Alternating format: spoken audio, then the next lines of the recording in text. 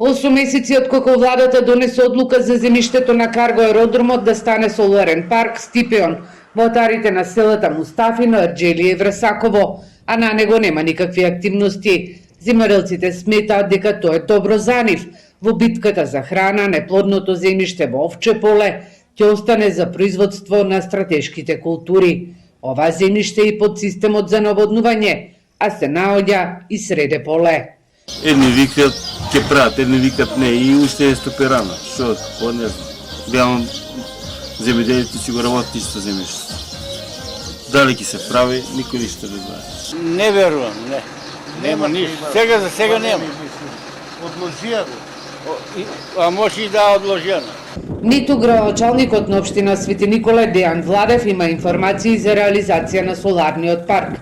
Локалната власт е на страна на земјоделците. Владев вели дека досега до нив нема пристигнато никакво барање од францускиот инвеститор, а и да имаат, тие би биле само техничка природа.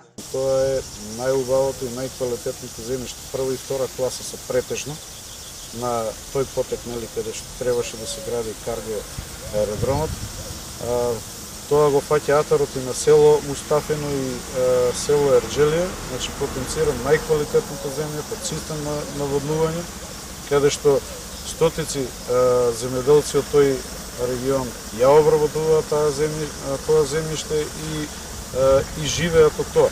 Овој соларен парк треба да заземе 452 хектари земјоделско земјиште, најплодното и од кои се добива најдобриот род. Лани во декември беше промовиран проектот кој предвидува инвестиција од 270 милиони евра, а производство на 620 гигават часови струја.